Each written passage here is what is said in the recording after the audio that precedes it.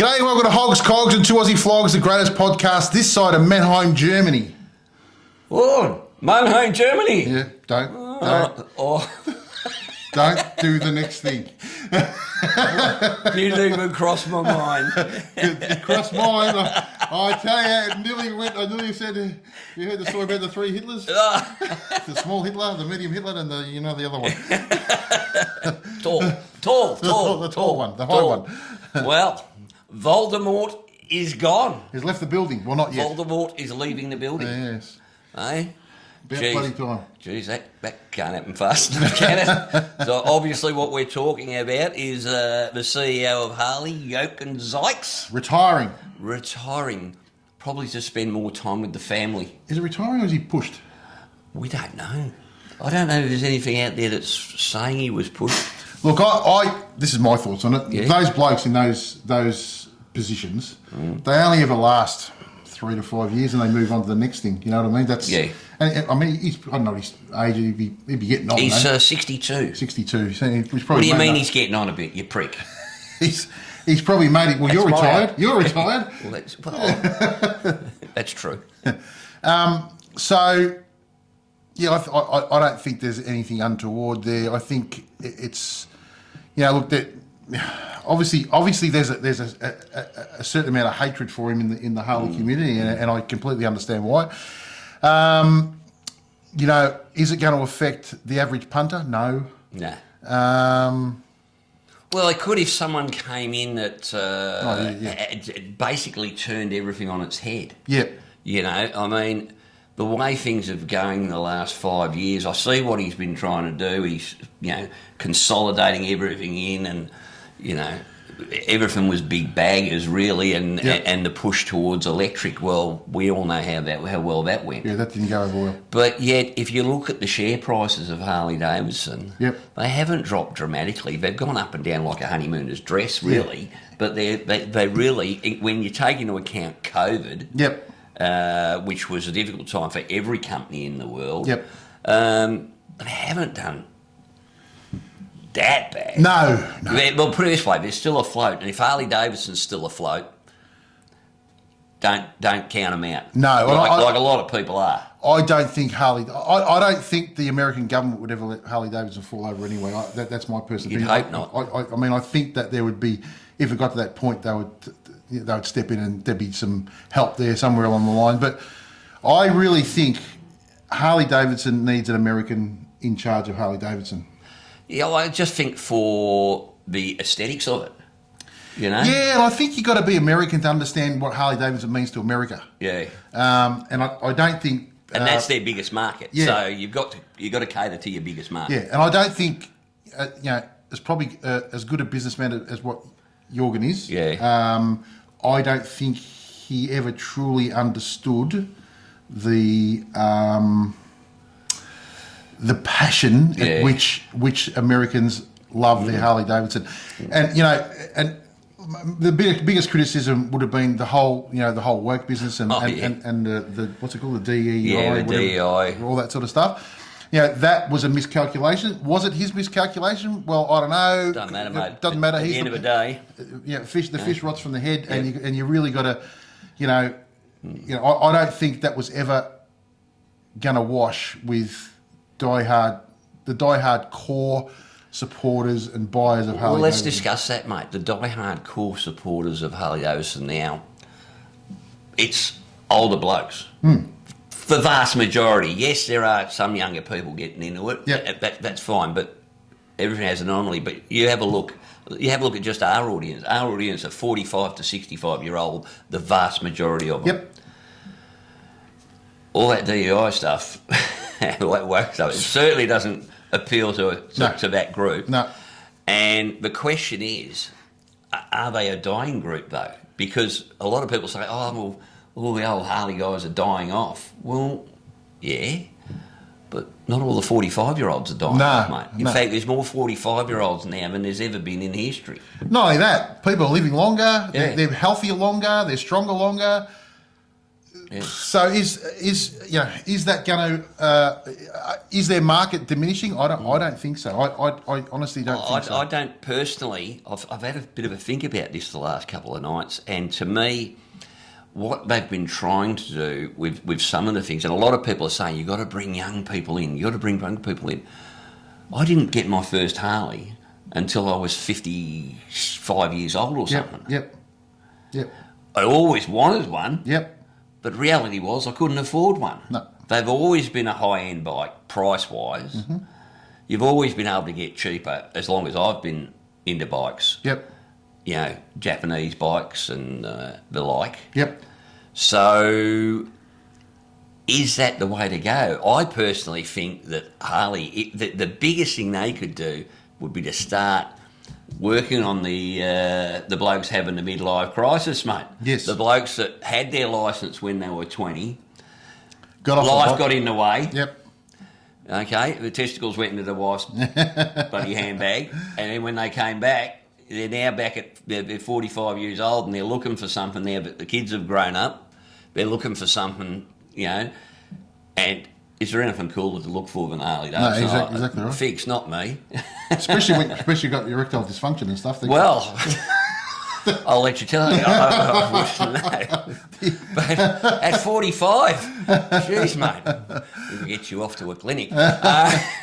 Mate, yeah, I just think it'd be the perfect group to target and bring in a bike. You know, it doesn't have to be a road glide or a bloody ultra, mate.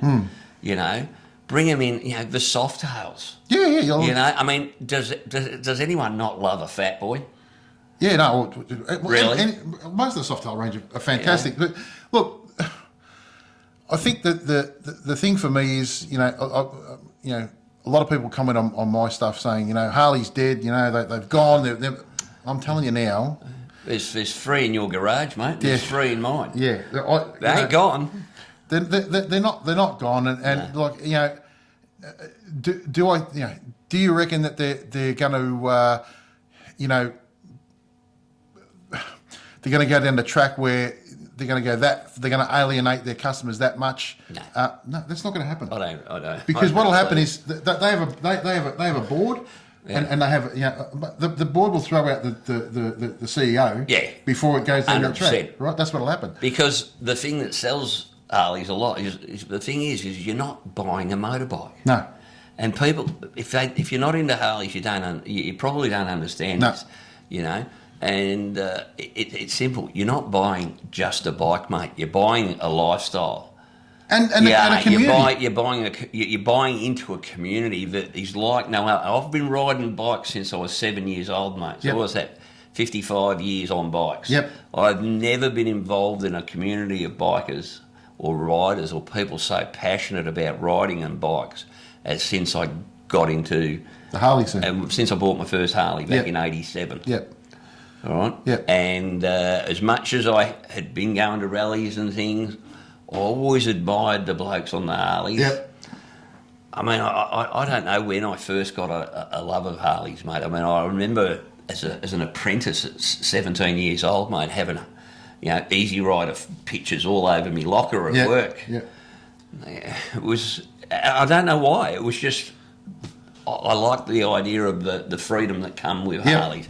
And that's what Harley have to project. Yes. They have to project that it's a lifestyle. They have to project that. Yeah, right? yeah. Well, how often have they done that? And then they turn around and do some of this other shit. But, like, that woke crap, I mean, it was only for a short period of time. And let's face it, every company in the world was bloody going that way. I mean, basically they were doing what they thought was, you know, oh, if I don't do that, there's going to be backlash. Well, no one ever thought, if I do that, there's going to be backlash. And go and ask Buzz Light about that. They've never recovered. The other problem in the battle that they're going to have, and everybody's saying, they're changing the way their engines are and all that sort of stuff. Unfortunately, governments around the world are forcing people, companies. I give that another 10 years, mate. Yeah, I give that another 10 years because everything has swung so far left. Yep. And I think the average Joe is finally saying enough's enough. It's not that, but what the countries are forcing them to do is to go down the electric path, to go down. I mean, you look at, even here in Australia, they're trying to force now parking. If you drive a four-wheel drive or anything like that, or a diesel car, you park in areas of Sydney, and they're trying to get in Melbourne as well. It'll be 3 times the cost. So if you're in an EV vehicle, you know what happens then? People just won't go to the city. Yeah, and you'll kill an entire thing. Well, you hope like what you hope is that happens. You just hope, and because we all saw what happened during COVID, everybody complies pretty quickly, right? You just hope that people go, bugger you, Jack. Don't tell me what to drive. Look, you got to give it to the Yanks. They, mate, when they start doing that, they freaking arc up. Yeah. And I know, not everybody agrees with guns and all, but from my cold dead hand, they will stick up for their rights no matter what. Well, because they take their personal liberty and freedom, they put it above everything else. Yes, as you should. As you should. I mean, we've got to, we won't get political, but we have to be about the most over-governed. I mean, a country like Australia with so much wealth. Yeah. Yet we've got 12 coal-fired power stations and they want to close them down. Yep. Meanwhile, China are building apparently another 300 exactly. in the next 10 years. And we're shipping the coal to 300 and we're supplying the coal for it. How the living hell is that better for the environment when we have as clean as you can get coal-fired? Yeah. It's just freaking madness, mate. It is idiotic. It is absolutely... It's basically economical suicide. Yeah. And I don't get it. And you know what? If China's building 300 coal-fired power stations, I don't think my little fat boy is going to create so much environmental carnage that the world's going to end. You literally... I mean, at the end of the day, cattle produce far more greenhouse gases than motorbikes, cars and everything put together. They're the biggest producer of greenhouse gases in the world. So what do you do? I know the next thing will be, if there's any of you vegans watching out there, which I highly doubt... we'd know if they were vegan, mate. You wait 3 seconds, they'll tell you. Exactly. 3 seconds. He had his mouth full of cabbage. I was going to say, But, you can't... I just think it's a complete farce, most of this stuff. But going back to what I was saying before, if we keep letting governments put pressure on manufacturers to keep going greener and greener and greener and greener... we'll all be riding around in electric 50cc. And don't get me wrong, Eskies. I would love for if they come up with like a hydrogen powered engine. I think that would be fantastic because the only byproduct of that is water. But you still got the sound of an engine, of a mechanical engine, and the feel of an engine. Yeah, and look, you know what? This is the other thing too. If you want to go and buy an electric vehicle, knock your socks off, but don't mandate it that we can't. See, I've got a hybrid car. Yes. Not a plug-in. I couldn't do the plug-in thing, mate. Yeah. I forget to plug me bloody batteries in for me drill. Let me bring a car. Imagine getting up in the morning and going, oh, fuck, I forgot to plug it in. That'd be a pain in the ass, wouldn't it? So I couldn't handle that. But I've got a hybrid car, and I think that's the actually perfect solution for cars. Yes. Can't see a hybrid motorbike. Don't think I ever want to. No. I just don't think that limiting everything on bikes is actually achieving anything except government virtue signalling. Correct. Absolute load of crap. So what next for Harley Davidson, mate, you reckon? Well, look, I mean, the next... Obviously, they've got to get a CEO, and I've said that they need to get an American. I mean, I just... Well, look what happened when Willie G and the boys took it back from AMF. Yeah. All right? It was absolutely amazing, the turnaround of that company. Yep. Obviously, all basically inspired by the Evo, by the way. Yeah. Yes. Well, it was. Yes. Mate, it's just that's what they need. They need someone with passion to run the company. Yep. Not someone who's got purchased passion. Yes. That's the difference. Yes. I think Jochen Zeitz would have been passionate about any company that offered him the sort of money he was getting. Correct. I may be wrong. I may be doing him a disservice. They need like a Lee Iacocca, who changed, basically changed Ford. Yeah.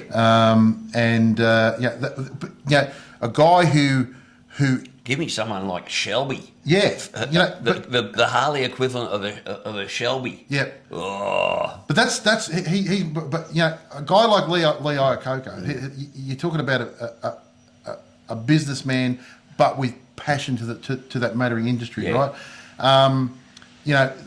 That's where I think they need the track they need to go down. Will that happen? I don't know. Are there Lee Iacocas floating around? Probably not. You know what? We need someone in charge that's going to go. First thing we're going to do is we're going to put good suspension on every bike. Yep. We're going to put good brakes on every bike. We're going to make them rideable. Because you can't do shit about the emissions control. No. We all know the most useless job in the world is the bloke that makes the pipes for a Harley. Yeah, exactly. Right. I mean, imagine we getting up. That would be soul destroying. It would be. Can you imagine getting up every morning going, I'm going to spend 8 hours building something that someone's going to take straight off and throw in the bin. That's just heartbreaking. That must be the apprentice's job or something, mate. I don't know. But you know what I mean? Is make it so that people can't go, you know what? Will I buy the Indian or the Harley? Yep. Well, if you were just looking at if you were saying, well, which one's got the better brakes? I'll tell you now, vast majority of the time it will be the Indian. Breaks my heart to be saying this, by the way, and I might have to just beat myself up when we leave.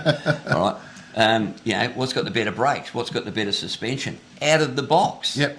Well, why don't when you're looking at a $50,000 bike, surely your Grand American Tourist should come out. Every one of them should come out with shit hot suspension and shit hot, because it's not like people go back and buy all the Harley suspension and the Harley brakes. No, they don't. No. They go and buy Legends or other stuff. Yep.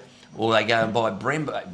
The Brembos are on some of the new Harleys, but they should be on all of them. Yeah. Well, you've ridden the one with the new Brembos, mate. How does it brake? Fantastic. It's absolutely brilliant. Yeah. It's to me, I never thought about changing my bike. And they upgraded suspension too, and, yeah. that was really good. And once you ride it, and then you put that motor and gearbox, that new M8 motor and gearbox, mate. Oh, don't tell me that Harleys are bloody boat anchors that leak oil and all that. By the way, anyone that's still saying that is off their chops. Yeah, well, really. I love throwing hand grenades out there, stirring up the Japanese crew. I had noticed that. Yeah, stirring up the Japanese crew, and they get so uppity about it. My Japanese bike, I know. Yeah. I've had them.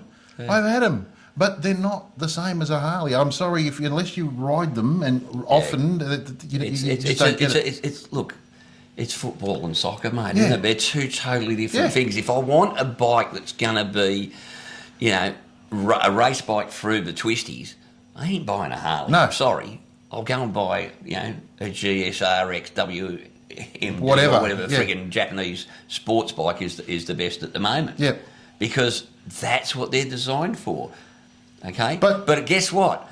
I enjoy watching King of the Baggers way more than I enjoy watching MotoGP these days. Yeah. Quite frankly. Yeah. And I never thought I would say that, because I was a dyed-in-the-wool MotoGP nutcase. Yep. And I still love it. Don't get me wrong. Yep. But wow, that King of the Baggers, mate. Yeah, that is why they've got to push that more too. Yep. Yeah, because that gets it out there. Well, if they can get it on the GP circuit, that'll help. Well, so hopefully, I think it's next year, they'll have a couple of rounds where they're going to have King of the Baggers at the GPs. Yep. And then the following year, it sounds like it might be every round. Now all we've got to do is move the Australian MotoGP. No, we can't. We've got to leave it at Philippine. We need a second MotoGP at Mount Panorama. Yes. Hey, could you imagine the King of the Baggers going over Mount Panorama, mate? Yeah. Oh, my God. It'd be friggin' awesome. That would be unbelievable. Yep. Now, the next thing is tariffs. Oh, the world's gone mad. Yep. The world's gone mad, mate. Now, it's probably going to have to, I mean, Harley Davidson have absorbed a lot of costs in the last few years, right? With through COVID and emissions and DEI, and I think I read something was like $166 million they absorbed, which meant their bottom line was smaller than it normally would be, to not pass too much onto the customer. Yeah. Will the tariffs have an impact? Look, I don't think it'll have a direct impact. It'll have an indirect impact, because obviously they got to, everybody says make it in America. That's good, but they import aluminium. They import you have to import goods to make the bikes with, right? That's just the way it is. And you can't get everything from America. Is it going to do it? Yeah, will will it affect their prices? It probably will in the short term. Yeah. But I honestly think the whole tariff thing is a tool to get people to the negotiating table.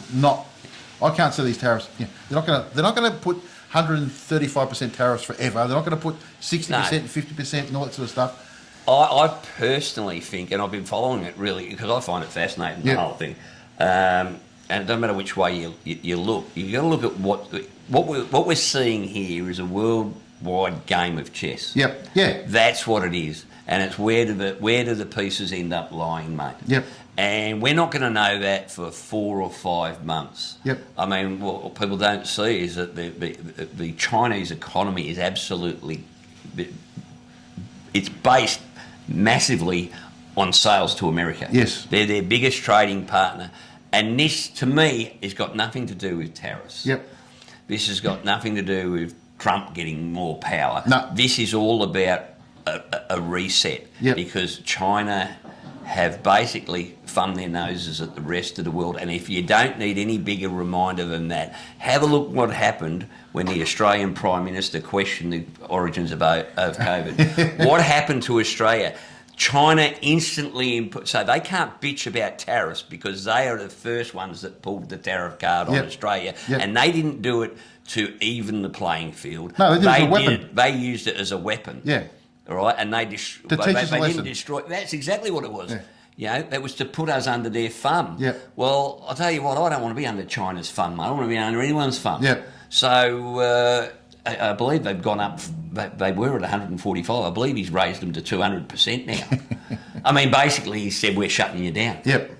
Unless you come to the party and play fair, right? Yep. America's saying no more. We don't want your cheap shit. Yep. We don't want it at that expense. And at the end of the day, it comes down to is what price are we willing to pay to get cheap shit on Temu? Yes. Yes. Because that's what it is. Yeah.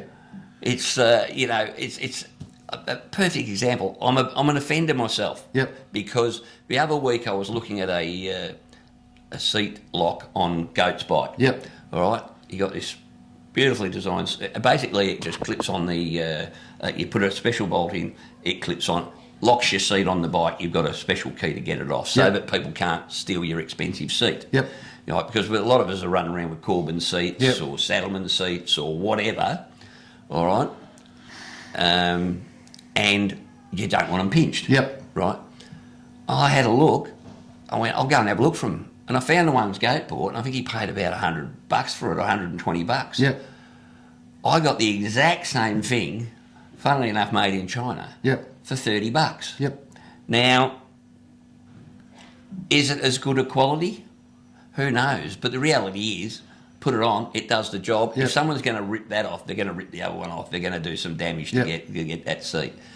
But they'd probably look at my bike and go, well, that's a pain in the ass. I'll take the one off your one. Yep. You know, or the bike sitting next to it or whatever. Yep. So I certainly didn't think about this when I bought it. It was just, I'll give that one a crack and see how it goes. Yep. Reality is, we're doing that on so many products. How many people now shop on eBay and their crap comes from... Yep. And it's not all cheap shit. Some of it is... Some of it's really good. Yeah. And therefore, we probably should be paying more for it. And are we paying too much for some of the local products? Yep. Perfect example of that was I bought 2 helmets. Yep. I got them from Germany I got two helmets for almost the same price as buying one here. Yep. Exact same helmet coming out of the exact same factory. Yep. So the markup on those helmets was astronomical. Yeah. So this is all a massive reset in the world, and mostly directed straight at and what we're seeing in the last couple of days is places like Taiwan, Japan, and Malaysia, and that are all going, well, if China can't produce all this crap, maybe we can. Here's an opening for us. Yes. So that's what I see. India will be another big winner. Another one, huge. Yep. You know, I mean, at the end of the day, China's the second largest economy in the world. Yep. Built from American dollars. Yes. So it's all very interesting to see what's going on, what effect it will have long term. Yep. Look, I don't think it's going to have any effect on dealers. They may not sell as many new bikes. Yeah. But I'll tell you what, the second-hand bike scene will go, and we all know dealers make more money on second-hand bikes than new bikes, right?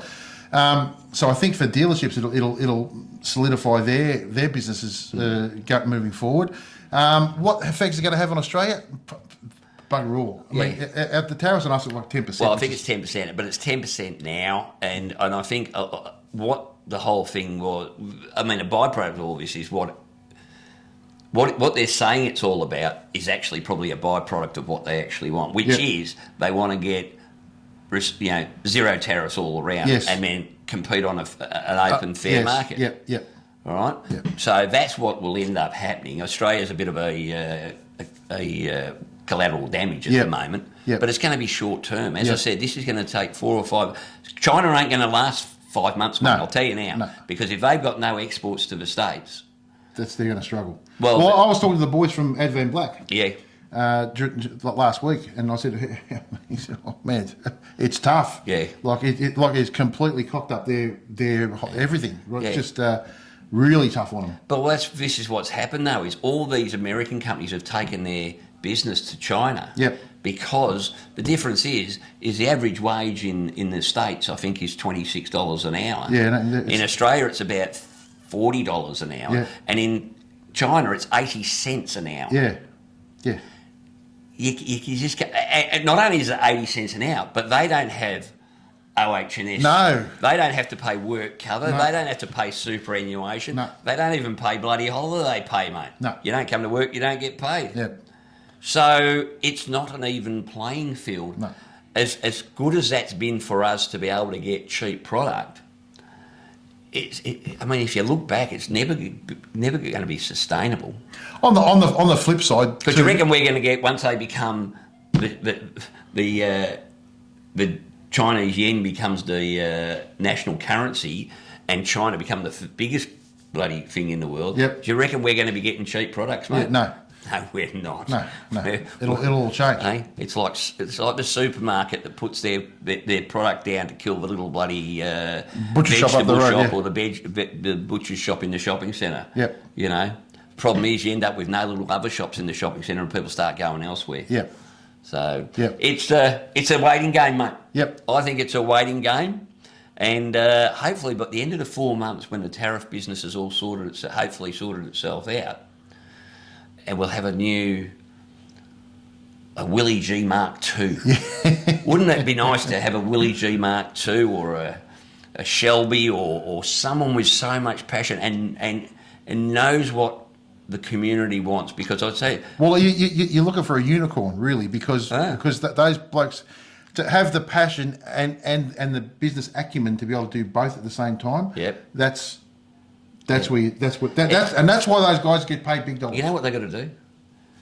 They got to make Harley Davidson great again. No, I wasn't going to say that. What they got to do is they've got to sell the cool. Yep. Yeah. And if you're watching this, you might be in Harley, you might be in Ennis, you're probably into touring bikes. Yep. That's why people buy a Harley, because they're buying that lifestyle, that cool lifestyle, and you know what? That's all they need to do, mate. Yep. And it's seen them through many things. They've gone through World War II. They've gone through COVID. They've gone through the Cold War. Yep. I think they can handle, a little tariff war. That's for sure. And Jorgen. Well, Jorgen was. It's like all bosses, though, mate. He always used to make me laugh when I was at work and I got an arsehole for a boss. I'd just go, what are you going to do? I'll go, just wait him out. I'm just going to wait him out. I'm going to outlast him and make his life as miserable as I can in the meantime. Bosses come and go because the mentality is I've got to go the next level. I've done as much as I can here, and this is probably what Jochen Zeitz has done. He's gone, well, where am I going from here? Yep. I'm still just head of Harley Davidson. Yep. Well, I now want to be head of Apple. Yeah. Or I want to be head of something whoever, else. IBM. Whatever is prestigious and bringing in the more money. I don't know how much money some people need, quite frankly, but anyway. That's my take on the thing, mate. Let us know in the comments what you think about the whole tariff thing and who you reckon the next CEO will be. If you got any, if you got a mate who's up for the job, send us his details. We'll pass it on. Do you reckon we could have a crack? I'd have a crack. You'd have a crack? I'd have a crack. Oh, I could be your what's the name, mate? Your don't say secretary. I'll slap you. Number 2 wouldn't worry me. Wouldn't worry me at all. You're an asshole. Now it would be interesting. It would be. Yeah. Now speaking of Harley Davidson and super cool, you went somewhere. Oh, mate. Now, unfortunately, the other week, 2 Sundays ago. Yes. You were busy entertaining our mate Big Bird. Yes, I was. And you were off to the airport with him. So I threw myself on my sword, mate. got in the car with the tail gunner, and we headed off up to Castlemaine, back to the Harley City Collection, Dave Reedy's Harley City Collection. But we were there for a reason. Yep. Because starting, I think it's the 1st of May, Yep. is the Cannonball Classic. Bikes have to be pre-1949. Yep. So the majority of them are Indian and Harley. Yep. And they're travelling from Darwin down to Victor Harbour in South Australia. The Cannonball Classic, mate, and it just is it is one of the coolest events out there, and they've got about 75 bikes from Australia and across the globe. There's actually a series on YouTube at the moment that they've put up from the last time. From the last time. Check it out. It's actually fun. Yeah, last time they went from the west coast to the east coast. Now they're going from north to south. Yep. So I headed up there, mate. Yep. Let's have a look at what went on. All right, guys. So I'm here with Kendall, and Kendall's one of the organisers of the Cannonball Classic. Yes. So tell us all about the Cannonball Classic, mate. Okay, the Cannonball Classic, it's originally we did one in 2022. It was the Indian Pacific Cannonball Classic, and the idea was just to go for a ride across Australia. It was that was the original idea. Then we actually did that, and we decided we'd raise some funds for the Royal Flying Doctor Service as a worthy cause. And at that event, we actually had 79 riders on the event, and we crossed from Busselton in Western Australia all the way to Marimba in New South Wales. That's a hell of a run, mate. 4,800 kilometres. Wow. And so that was a great result. We raised over $160,000 for the Royal Flying Doctor Service. So that was successful. Obviously, we took a breather, and we're doing the other sort of half of the Southern Cross. So in May, which is only a month away now, we're doing a ride from Darwin in the Northern Territory down Victor Harbour in South Australia. There's going to be a side trip across to Ayers Rock as well, or Yallara. Just a little side trip. Yes. And one of the interesting things is last time it was 14 days straight we did it. This time people decided, they said that they needed a rest day, so we're having one at Ayers Rock. Awesome, mate. So the bikes that are going to be involved in this, they're all pre-1950s? They're all pre-1949, so up to 1948. Yeah. They can be any brand whatsoever. We have mainly Harleys and Indians, but we have about, out of the 78 entries at the moment, we have a JAP Invincible, which is actually here today. We actually have a couple of Triumphs, BMW, and a few others as well, but it's mainly Harleys and Indians. Mate, that's absolutely sensational. So how many you've got coming? Well, there's 78 registered at the moment. 78 registered, and they're all from Australia, or are they coming from other parts of the world? We've actually got 4 Americans bringing their bikes over from California. Yeah. They're on the water at the moment, so they'll hopefully be here next week. And they've already been passed basically to come into Australia, so it should be set for them. And there's also another guy that's flying in to ride an Australian motorcycle from America. That's going to be unbelievable, isn't it? Exactly. So obviously you'll have a support crew following the whole thing, because I'm tipping if you've got all pre-1949 bikes, there might be the odd mechanical failure. Well, as being smart organisers, we decided right up front that the actual individual riders had to make sure they had their own backup or ways of getting themselves home from Central Australia back to their hometown. So that's a sort of a rule of the event. So and each day when they're out riding, the actual backup people stay behind, and they actually can come up and help them should they need be, or mainly they do the work at night. You're raising funds for the Royal Flying Doctors? Yes, the Royal Flying Doctors Service, we decided early on that was the cause we wanted to support. Last time in 2022 we raised over 160,000 for the Royal Flying Doctors Service. And it's good money, mate. Well, interestingly, the CEO of the Victorian side of it, he's actually here today as well, but he actually rode a 1942 military bike across Australia. Wow. And he did the whole distance, and he's actually doing it again this one as well. So he's got a shoe in his game, mate. Well, definitely. That helps. I was quite lucky that when I went and approached the Royal Flying Doctor Service, he was the guy I spoke to. Now you're doing the Cannonball Classic as well. Yes. What bike are you taking in that? A 1923 Invincible. Australian made. Tell us about the 1923 Invincible, because I know you're here on it today, mate. It's made in Melbourne by Turner Brothers. Well, made in Richmond, really, by Edward Brothers. They did the tanks and the frame and all that stuff. And the Turner Brothers sort of assembled them, if you'd call it that. Yeah.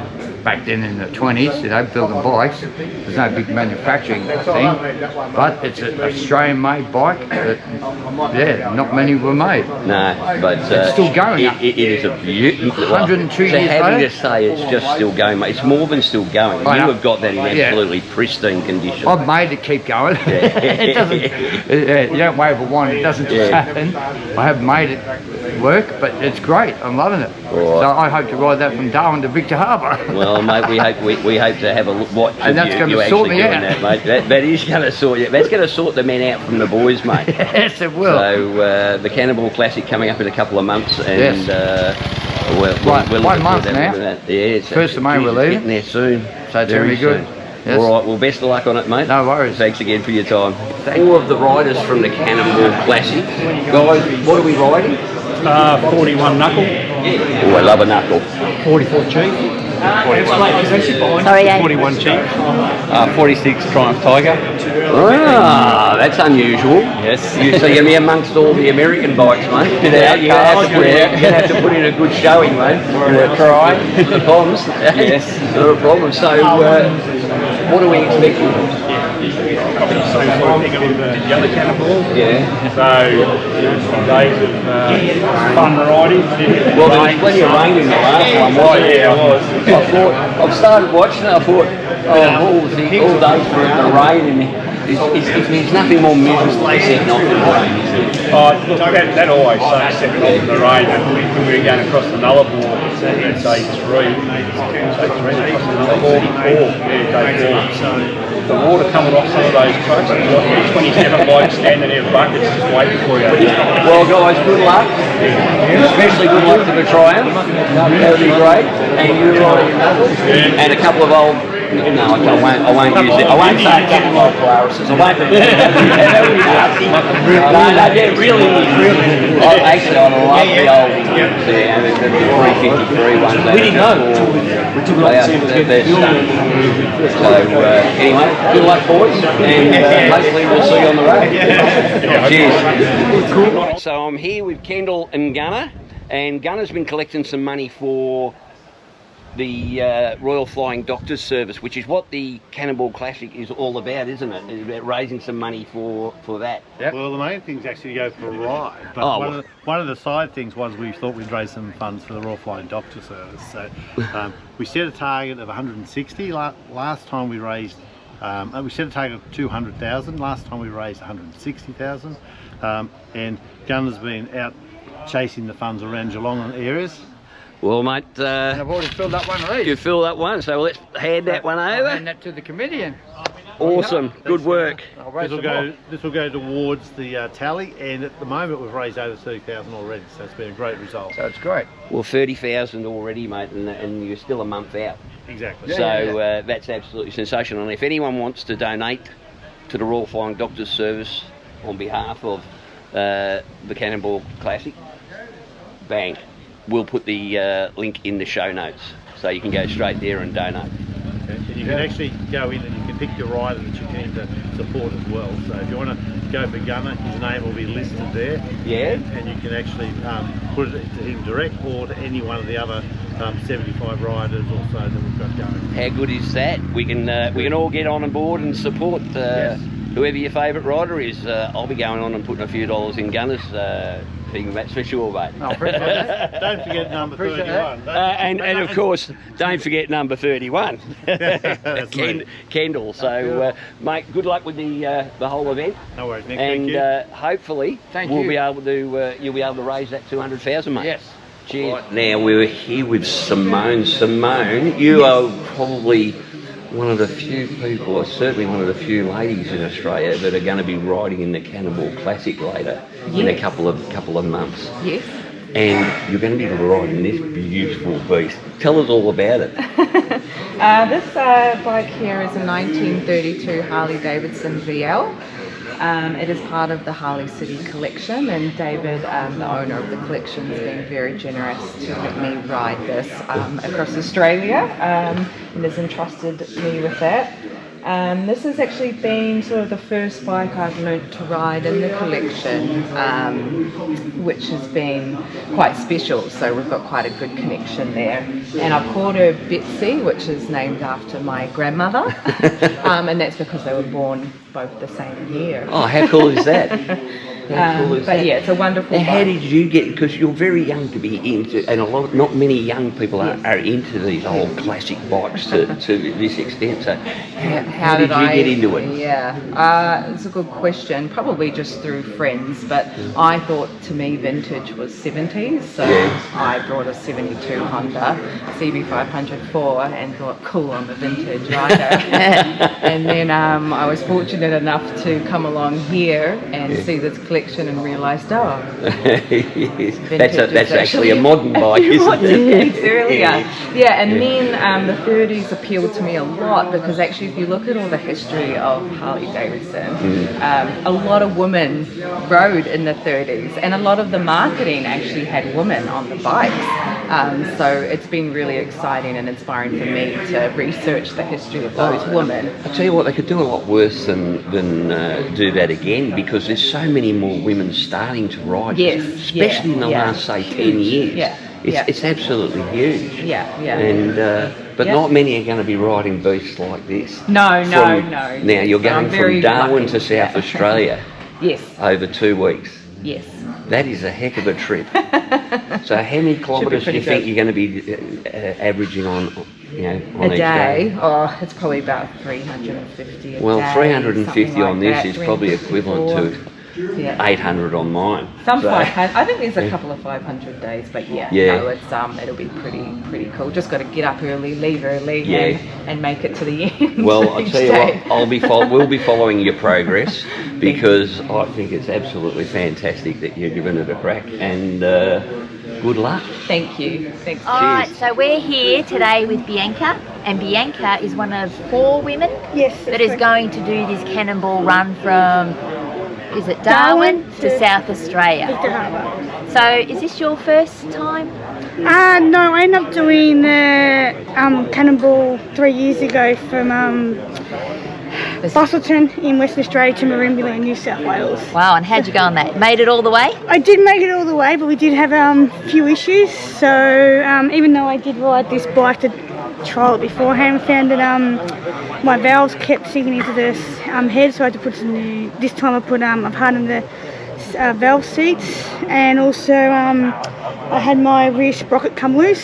So thank you to a guy on the Cannonball, he gave us a spare rear brake and sprocket. And my cubby was leaking a bit, but we fixed all that up. So awesome. So what is it, the bike that you're riding? This is a 1947 WL, 750cc. So they had, this is a civilianised version. They did have army versions of this, so yeah. Awesome. Well, all the best. Thank you very much. And let's hope that you get to the end. That is the plan. We did the first one, so hopefully we'll do the next one. Awesome. Well, good luck. Thank you. Thank you. It's going to be an absolute ripper event. Just looking at some of these bikes coming up the highway today. It doesn't matter how old these, I don't care what anyone says, these older bikes, they are just class on two wheels, mate. Yeah, they're great to ride. Absolutely love them.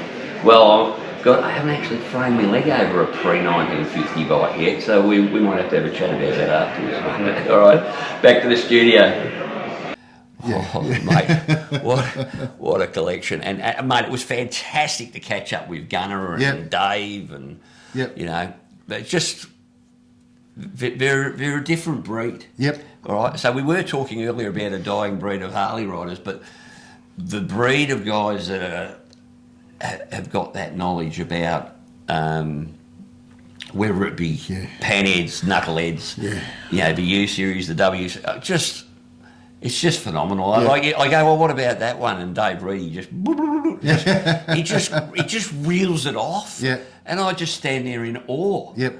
Because, you know, to me, there's nothing cooler than these older bikes. No. I mean, I love the new bikes, but as Lisa said in that video, these things are dead sexy, mate. Yeah, yeah. They are dead sexy. And it was thanks again for the boys for inviting us up.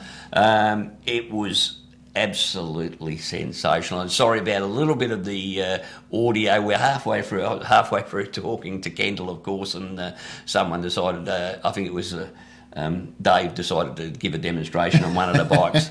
That was at the other end of the factory, by the way. Yep. So it was fairly loud. Yep. I think it was. I'm not sure what bike he'd started up at that time, but Jesus, it was fun. It was a fun day, and everybody was there. And I had no idea that they had actually opened it up as an open day. Yep. But the next open day up there is going to be the weekend of.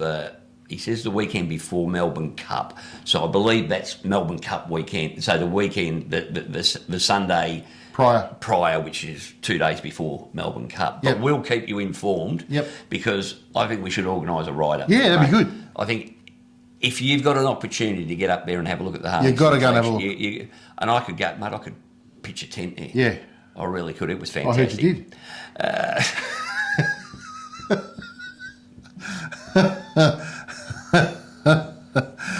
Yes, well.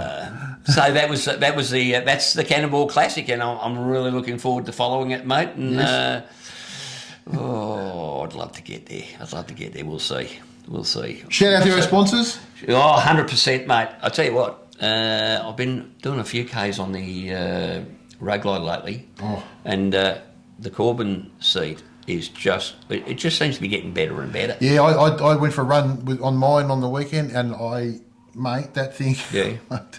It is. It's just something you don't have to worry about. That's exactly right. It's just unnoticeable. Yeah. I've been seeing a lot of these adverts lately for these. You see these riding shorts. Oh, yeah. Every time you open Facebook, there's these. They're not the same as the push but you get off ones. You look like J-Lo. Yeah, you look like you shit yourself. It's like having a big maxi pad between your legs. I wouldn't be aware of that, but mate. Anyway, mate, absolutely. But mine's going lovely. Really enjoying the Corbin seat, and we can just recommend them. We certainly wouldn't recommend them if we didn't. And we wouldn't leave them on our own bikes. No, and also Hog Lights. I've been speaking to Nate. I'm doing this chopper. What's he up to? I spoke to him the other week. He's just a busy man. He says, I'm so busy. Yeah, just flat out. I'm so busy rolling in the cash. I've been dealing with him with. I've got some stuff for the chopper. Yeah. He's been helping me with, which is you'll see coming up. He's always mate. He's a frigging legend. Yeah, he's a good boy. And you know what? That's the best part about dealing with Hog Lights, mate. Is if you have any issues at all, you just pick up the phone and you get the man himself. Yep. Nate will, and if he's too busy, he'll go, Nate. Hold on, I've got your number, I'll call you back. Yeah. But then he calls you back, and and he'll talk for hours and hours. Yeah. All right, and it's bloody fantastic because you don't feel stupid asking him questions. No. You get and you can ask. Like I know Reg and Mandy have got them on their bikes, and they had an issue with one.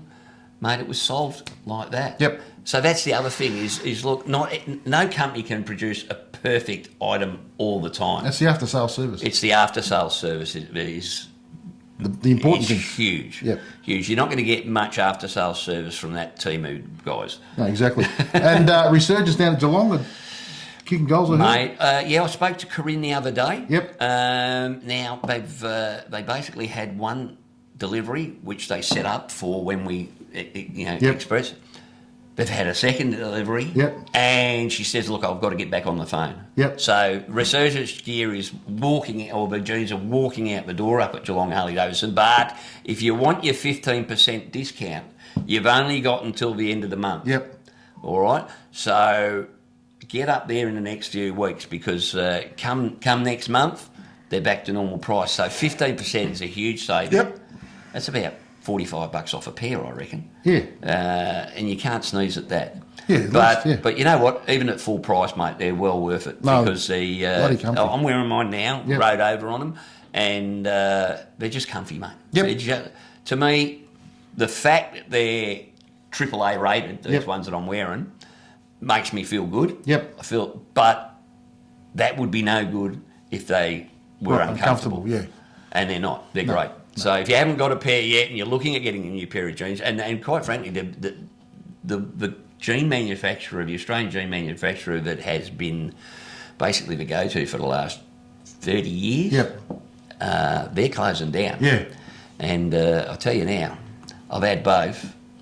I like Resurgence, Yeah. mate. They're just the comfort. Yep. It's everything for us. Now, our girl Annie, Yep. she obviously, was watching us in New Zealand last year. Yes. And as we said, she headed over there this year, but she didn't just head over for a week or 10 days like ours, mate. She's gone for a month. Yep. She put her bike on a in a bloody container, and off it went to New Zealand, and now she's come back with her first major instalment. Yes. From Invercargill. She's revisiting one of the places we went to. Yes. Take it away, Annie. Flogs and flogettes, greetings from Invercargill. And here's my bike. I shipped it over from Melbourne to Christchurch. Picked it up last week, and I've got 6 weeks of motorcycling in New Zealand before I have to return it clean to the shipping container to have it shipped back to Australia. My bike is currently in very good company. I've got my t-shirt ready for the festival, and it's going to be pretty amazing. There's a track day, there's hill climbs, there's drags, speedway, superbikes, beach racing. I think the beach racing and the hill climb will be my favourites. I've spent the last couple of days cruising around the different motorcycle museums here and just having a look at bikes in general and getting myself ready for the festival. Well, I'm in a little piece of motorcycle heaven here. I'm in Invercargill, the home of Burt Munro, and now the Burt Munro Motorcycle Festival and Rally. But also in the Mecca Motorcycle Museum, they have some John Brittons. Okay, John Britton, I was a big fan of his too back in the day. He, like Burt Munro, was a twin. And John Britton actually was a big fan of Burt Munro also. So here's one of his bikes. And yeah, it was just weird that John Britton died so early. Okay, fantastic bike, fantastic Mecca Museum. Has everything. Okay, from the very small, like this little Mighty Atom, to all sorts of really big bikes and bikes from all marks. It's a brilliant collection. Love it. Talk about motorbikes. There is everything here. Old, new, race bikes, innovative bikes, Indians, of course, from all around the world. This is just stunning, and of course if you come to Invercargill, this is what you have to do. You come to places like this and you get just overwhelmed by the atmosphere. Burt Munro, John Britton, lots of fantastic motorcycling personalities. Okay, greetings from Annie in Invercargill.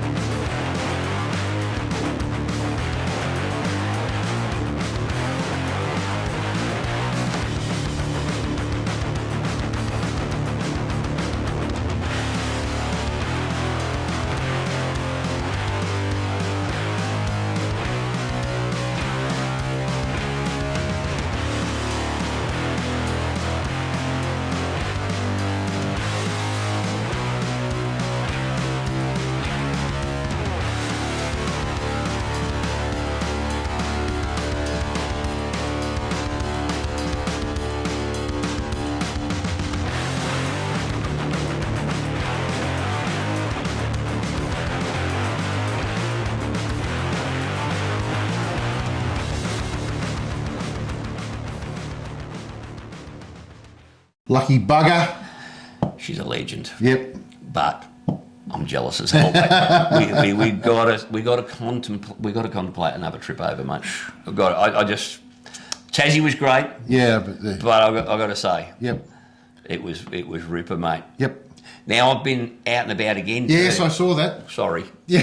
I keep pissing off about it. No, I was actually sitting at home and as everybody knows, I do the Victorian Rallies Runs and Events page, and one of the things that came up was the MiniGP. Which, can I just plug that? If you make sure you get on the Victorian Rallies Runs and Events page, because it's got all the everything that's coming up in Victoria is on there. So it's if you're looking for something to do on the weekend, just have a look on there. There's always something on. And anyway, keep going. And if you're looking at organising something, put it on have there. a look though, because you want to make sure that you're not clashing. As an organiser, I see it all the time. The other week there was like 12 events on the same day. Yep. And you go, wouldn't that be better if it was over 12 weeks? But anyway. Yep. Anyway, so the Mini Moto GP was held in Australia for this was round 2 of the Australian series. Let me show you what we're talking about.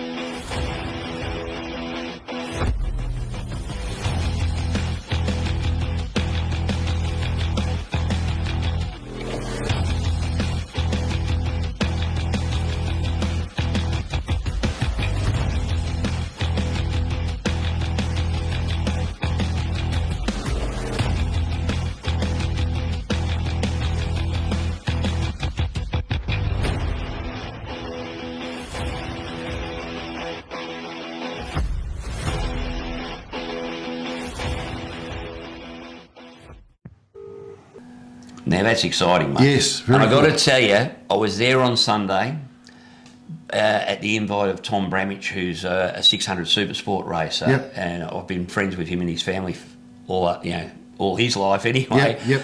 And he's training them. He's a coach. Yep. So the kids that are there, I mean, there's kids there from 10 years old to adults having a crack. And I've got to tell you, one of the funniest races of all, which was almost catastrophic, Yep. was the one where it was sort of the veterans, Yes. the fathers having a crack. Yep. And I think they were on 160cc mini Jeep. Mate, it was like, you know something's going to go wrong here, because every one of those blokes is going to want to win, because they got their kids watching, they got their family watching. Nothing can go wrong until the ambulance was on the track. Yeah. One bloke came off, and then another bloke ran over his bike and high-sided, and he never got up for a long time. It was quite worrying. But this is all held down at the Oakley go-kart track. Yep. Okay, now the Oakley go-kart track, just look it up on Google. For those of you in Victoria at the moment. Now, this is the first time this has been held, and the winner of the series, the 190cc series and the 160cc series, both of those are being sent to Europe. Okay. All expenses paid to Spain, I believe. Yep. Or Spain or Italy, one of the two. But they're going to Europe. So the stakes were very high. Yep. And the racing is incredible. But you can go there any Tuesday night. Yep. If you go, and I'll put the details in the show notes, you can go there any Tuesday night and watch the practice sessions, mate. And I'll tell you what, woo, it is, I'd love to have a crack. And now I've got 2 good hips. Yeah. Maybe I could bend down that far. Yeah. But And fuck one up and you come off. Well, spoil sport. Don't tell the wife that. Christ.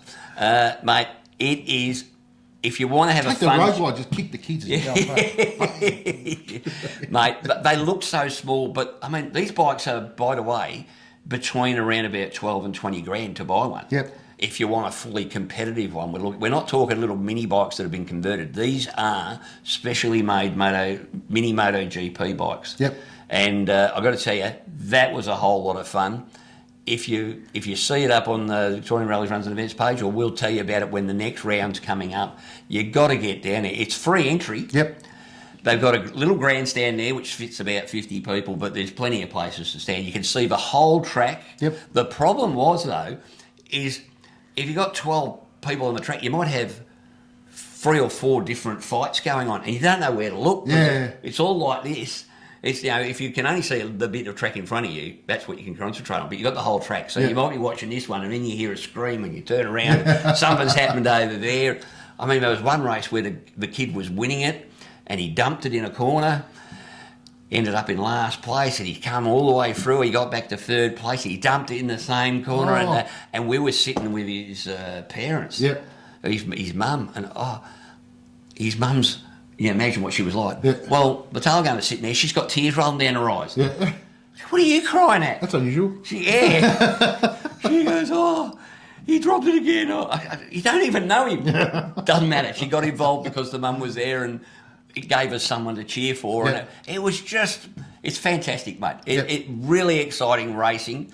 And, free of charge. Get on down there. I have to get along. Yeah, no, it's really good fun, mate. Now, I've got a grumble. Oh. This is an undisclosed grumble? Yes. Okay, go ahead. For the thousands at home, and the several that would like to be in the audience, ladies and gentlemen. Let's get ready to grumble. We haven't had a grumble for a while. No, we haven't, but I got one. Go on. So last Saturday, not the one, just the one before that, was the last Geelong bike night for the year for the pack up for winter. Yep. Right? Great turnout again, everything fantastic. Now, at the moment, we used to be able to go across the footpath to get onto the grassed area there, and the council's obviously somebody's whinged, and so the council's sort of onto them saying you can't go across there. You've got to come through the back laneway and go onto the grass there. Fair enough. So we've been doing that for a couple of months. That's not an issue. Yep. And everybody's been really good about it and all that sort of stuff, except for this one jerk, okay, who actually 2. But he was the main one.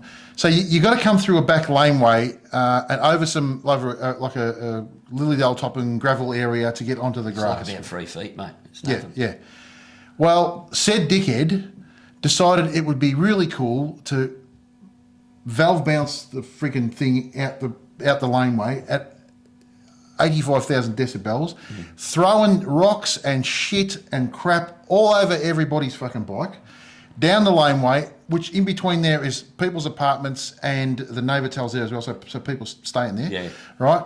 Down the laneway, around the corner, up the street, and then there's a massive big burnout leaving up the street, like smoke coming out everywhere. Oh, he must be hung like an elephant, mate. What a hero. What a fucking cockhead. Yeah. Like, you know what I mean? These events, like, you got blokes down there like Jacko and Geelong Harley and us. Yeah. We're putting our heart into it as well, trying to make it a family event. And there was kids there as well, which pissed me off even more because they got sprayed. And this guy's thinking he's fucking Mr. fucking look at the size of my cock, right? You look like a fucking idiot, mate. And that's all you do, right? Why on earth do you want to wreck it for the rest of us? You've probably only been there once. Yeah. So you know what? Don't come back. Fuck off. Yeah. Because honest to God, what are you doing it for? You're not impressing anybody. We all know. You want to go do a burnout? Go take it out the back of a Geelong somewhere and go to your heart's content. But you're not impressing anybody. And now you got a bloke there. Can't do it at a bike rally. We love them at bike rallies. Exactly. But there's a time and a place, mate. Yeah. Another bloke does a donut on the grass and then he takes off. I think it was one of his mates. So Elaine's sitting in at the edge, and the lady next door, in the table next door, straight away goes, I don't know why they even allow them to have it here on the grass. Look, all they do is rip the grass off. So all it'll take is for that lady to go to council. Because you only need one complaint, and say to them, you know, we think it's dangerous, because all you need is for one of these blokes to come off and run into the crowd, and it's all over Red Rover. I don't think some people will be sitting there going, "Oh, you're soft." Not soft. It's just common sense. Yeah. You don't shit in your own net. No. And that's what you're doing. You're shitting your own. And if you don't know about that, have a look at what happened to Melbourne Bike Night. Yes. Melbourne Bike Night was in a perfect location under the bridge there. Yep. At fantastic. Ron Barassi Senior bloody... the bridge, Balti Bridge. Great place. Shut down. Yep. Why? Same reason. You know, dick swingers, quite frankly. Yeah. You know, you don't... I was actually there. I was actually at the last one. Yeah. Right? And I said, there was blokes doing monos on the grass and doing freaking donuts on the grass, all wearing those, those little grom bikes, whatever it is. It's all great for about 5 minutes. Yeah. Until then the council rocks up on Monday because they got the blokes to come around and check it all. Yeah. And, sorry, no more events here. Yeah. You fucked up the grass. Because nobody will want to pay for the grass when it gets cocked up, right? Yeah. And to do it, you got to lift it, re-sow it, all that sort of shit, right? So, mate... Don't do it. It is pointless. Yeah, you're not. The reality is you're not actually impressing. No. Anyone. You're just pissing. Well, you're pissing off a lot more people than you're impressing. Well, I swear to God. And you won't have anywhere to do it in future because they'll just close them all down, mate. There was about 20 of us all looked, and without a doubt, every single goes, "What a fucking idiot!" Yeah. Right? That's all you heard in the crowd. Just mumble, mumble. So mumble, if you were fuck. thinking, mate, if you're watching and you were thinking, "Oh, how cool did I look?" No, you didn't, mate. No, you look like a you knob. look like a fucking knob. Yeah. And if you want to argue the toss with me, come up and tell me about it. I'm happy to talk to you about it because it's fucking dumb. Yeah. Anyway, that's my grumble. That's a fair grumble. Yeah. That is a fair grumble, and I think we've had that grumble a number of times about, and it's always the same thing, mate. Just one or two. Yep. But it only takes one or two. Yeah, it's You know? it's just stupid. Anyway, well, speaking of cool events, Yes, our mate Chop's been out. he has. He'd been out at Bathurst. Bathurst. Speaking of which I was talking about earlier, the old Bathurst, mate. Can anyone go to Bathurst and not do a lap in a track? No. I've done it in a minivan because I was there in a minivan. Mate, I was terrified on a motorbike. let alone how they ever used to do side cut, and I've had a crack at side cut, swinging on a side cut, never again. Yep. Terrifying. Just keep it to the bedroom. Right front, yeah. And how they ever did it over Mount Panorama is beyond me. But the Bathurst Bike Show was on. Let's see what Chop has to say about that. Thanks, Whitey and Paul. 2025 Bathurst Bike Show. Let's go have a look.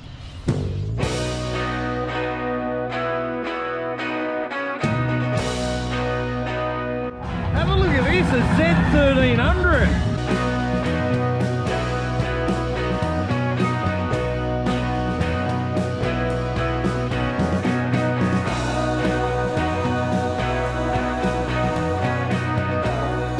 I don't mind the colour of this, eh?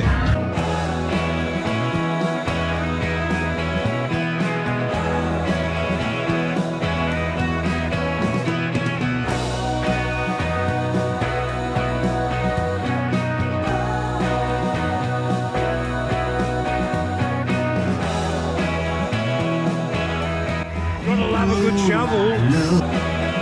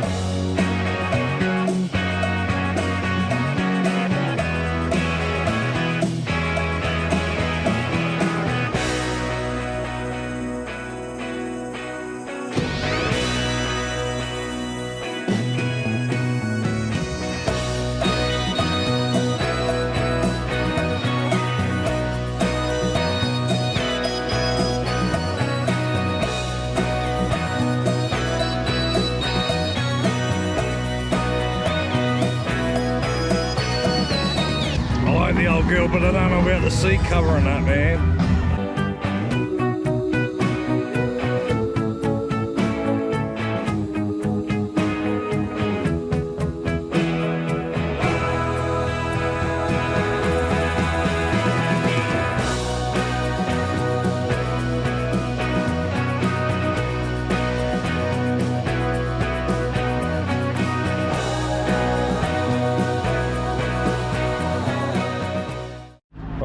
So that wraps it up for me for Bathurst Bike Show 2025. Very cool. Very That's cool. We might have to get up to that Yeah, one, it's mate. bloody That cool. is actually a big one. And you know what I like about it is because it's all in the street now, Yep. they've obviously got assistance from the council with Yes. that. there's a council that's got on board with whether it be motorbikes or cars. Basically, anything automotive, they know that that's what Bathurst is about. And they're making it work for them, and it's good for their local traders. It's good for everybody. And once again, Chop, having a great old time, mate. Yes, eh? Very good. Absolutely ripper, mate. So, upcoming events. Yep. We've only got, well, there's a couple, and we're going to be at them both, so that's why we're talking about these ones. We've got the Rubber Glen Rumble, which is on Saturday of Anzac Day weekend. 26th. Yep. And on the 26th and the 27th is Evo Fest out at Kerrang. Yep. Now, we're going to do, Saturday we're going to do Rubber Glen Rumble. Yes. Then Sunday morning we're getting up early, mate. Yes. Real early. Yep. And we're riding over to Kerrang to do past 10. We'll be arriving at about 10:30, yes. It's about a 3-hour ride, so we'll be arriving about 10:30 yes. To Kerrang for the Evo Fest. Yes. So have a look at the Victorian Rallies Runs and Events page for those. Things are, I had a list about this long of things. It's now getting down. We're getting down to the end of the season for motorbike events because people don't tend to organise events during the wetter months. Yep. That's just life. You know, it's basically October through to April. Yep. You might get one or two in May. Also on the Friday, we'll be there as well. There's a poker run. There's a poker run for out of Albury. Out of Albury with run by Party Unlimited. Chris Walsh up there. He's one of my mates. I've actually put that one on the Victorian Rallies Runs. You can have a look at that because it's just over the border, and you know. Yep. So, but we'll be that as well. Yeah. Come up and say hi if you're looking for something to do on Anzac Day. It's always a great day. That's a big weekend coming up, mate. It's a huge weekend. Poker Run Friday, Rubber Glen Rumble Saturday, Kerrang Show Sunday. Sleeping Monday. Yes. Hey, we're coming home Monday. So we got to ride home Monday. Yes. Big weekend of motorcycle riding. Oh, you know what I heard? Did you? Too. What? Was it, I think it was. I think. Did I hear it or not? Was it? I'll keep my powder dry just in case. But if it's right, I'll bring up the next episode. Ooh. Something about Rutherglen. Oh. And the council. Oh, I saw that. Yes. And I had a look at that. Yes. Once again, stupid councils. Yes. Yes. Well, we'll discuss that next episode, mate. Yep. But yeah, actually, why don't we have a chat with Nick while we're up there? That's exactly right. And then we'll because I did see a couple of posts Nick put up on that site, and I have to agree with him 100%. But anyway, next episode, mate. Yep. So that's it, mate. That's another full one, mate. Yep. Well, that's it from me. That's it from me. That's it from Hogs. Cogs. And 2 Aussie Flogs. Ciao. See you guys.